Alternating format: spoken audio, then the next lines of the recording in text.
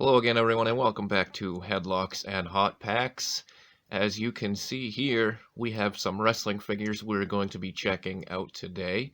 Of course, you saw all of my wrestling figures recently in our Wrestling Room Tour video. However, we're going to be looking at these ones a little more in detail. This is the complete series of Mattel's WWE Retrofest line. There are 7 figures in this line. Of course, it has been canceled now, so there will not be any more coming out. But we're just gonna go one by one. I'm gonna try and go in order of release date from what I can remember. Anyways, I'm probably gonna get it wrong, but we will start here with the Macho Man Randy Savage. I believe this is his 1993 SummerSlam attire. I could be wrong on that. But what I like about these figures is the packaging. Of course, if you've seen any of our figure videos before, you know that I keep all of my figures in box because, in my opinion, part of the price that you're paying for this is this intricate packaging. So very cool. There's a picture of Macho on the side there. And then on the back, you have his statistics here. Sarasota, Florida. That's kind of my old neck of the woods. I used to live in Port Charlotte. Not too much going on in the back. Of course, these were initially GameStop exclusives. However, they obviously didn't sell well, or else they would have never got canceled. I always seem to find them on like the clearance tables. But again, I like them because I think the packaging is really cool, and it's, you know, an homage to the old WWF WrestleFest or Superstars arcade games, so that's why I like them. I used to feed massive amounts of quarters into that game at the local roller skating rink when I was younger, which is no longer there. So here is, of course, Macho Man, like we said. He comes with the shades and the hat there. This is when he was just announcing, so let's see. I'm trying to remember which one was next. This is where I get a little bit mixed up. But we are going to move on to Hacksaw Jim Duggan. This is actually the King Hacksaw Duggan version. And you can see he comes with some soft goods there. The old school Hacksaw Jim Duggan t-shirt. And his trusty 2x4. And then he's got the crown and, of course, the American flag in the background. However, the picture on the side, this is like 92, 93 Jim Duggan before he went to WCW, so a little weird that they used the late picture there. Signature moves, Old Glory knee drop. Of course, I don't remember them calling, or him using that move or calling it that until he was in WCW, so a little bit wonky on the, I guess, timeline regarding the information there. And then, of course, it doesn't say it's King Hacksaw Jim Duggan, but that clearly is the iteration of him. And then you got all of that face there with the tongue sticking out. Pretty funny. Next up, another Hall of Famer here. This is the Rockers' Shawn Michaels. Long before the probably not long before the Heartbreak Kid, because this gear here I have seen before. I'm trying to place it to like a particular time period. I want to say like late 1990, maybe early 91 when they wore this gear, but I can't recall specifically a match that it was used in, but here he's pictured in that gear there. Of course, the Rockers, Shawn Michaels and Marty Jannetty, finishing move Rockerplex. I think that's incorrect too, because from what I remember, the Rockers used the double diving fist drop off the top rope. So yeah, I don't know. Not much continuity there, Mattel. Gotta kind of get your information right. If you need a guy, I know someone. So again, very cool. This one doesn't come with any accessories or anything like that, other than what's already on his body there. It looks like his wrist, not gauntlets, but just his little wrist bands, I guess, will, looks like they come off, maybe not. But again, we're not going to find out because I'm not going to open this, so.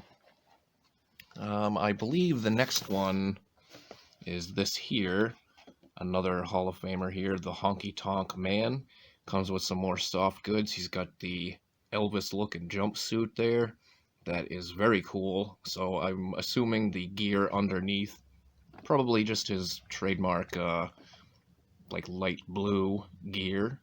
And of course, you can't have the Honky Tonk Man unless he comes with a guitar. Except my Hasbro one you see in the background right there. I don't have the guitar for. There's the picture on the side, of course, with that gear. Again, I'm not sure if this is from a specific match, but he's used this gear many times. So, from Memphis, Tennessee, of course, he is the cousin of Jerry the King Lawler in IRL, real life. And then finishing move, the shake, rattle, and roll. Only accessory here is the guitar, and of course, again, what comes on his body right there. I believe this was the next one, the Nature Boy Ric Flair with his red robe, which Mattel released like a dress-up kind of replica of this red robe here that you used to be able to pick up. I know like Toys R Us had it when they were still around. For like $80, a little bit overpriced, but it was kind of cool. And there he is on the side there. Finishing move, the figure 4 leg lock. Of course, everybody knows that. The 16-time world champion and 2-time Hall of Famer. No other accessories here, and again, the gear underneath, I believe, if I'm remembering correctly, is his red trunks. It could be the black, though. I'm not too sure. I probably should have looked into that before starting this video, but hey, things happen. Of course, the Nature Boy, one of my all-time favorites. This is one of 2 Nature Boy Ric Flair figures that I have. The other being the defining moments, which showcased his final match, WrestleMania 24, which I was in attendance for. Second to last in the line here, the Iron Sheik, complete with his, I guess, turban would be what that's called there. If I want to try and be politically correct, I'm not sure if that's the PC name for it. And of course his clubs there, he used to do that insane workout swinging those above his head.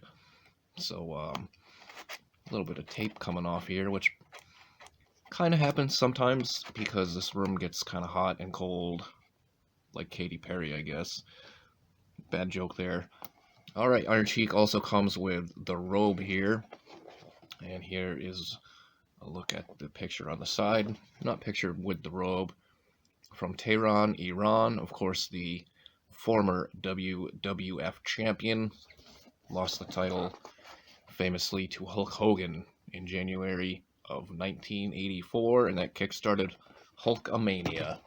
The one thing I will say about these Retrofest figures is I think it would have been cool if they actually showcased guys that were in the WrestleFest game, like the gear they used and everything. I'm sure, but in some cases they couldn't really do that because, like this one here, I'm sure that Mr. Perfect has been made with the gear that he's got in that game already. So here was the final release in the Retrofest line. Of course, Mr. Perfect comes with his towel there and the Intercontinental Championship. This gear, I am drawing a blank on where he wore that before, but I also have one of the Jakks Classic Superstars of Mr. Perfect where he's wearing the exact same gear. I want to say that that was his WCW days, but I'm not positive. And here is the picture on the side. Don't believe that's the same gear because you don't see the little white stripes coming around the front there. From Robbinsdale, Minnesota. Of course, Mr. Perfect, another Hall of Famer. Everyone in the Retrofest line is now that the Honky Tonk Man is in. And finishing move, the Perfect Plex. Of course, Mr. Perfect, another one of my all-time favorites.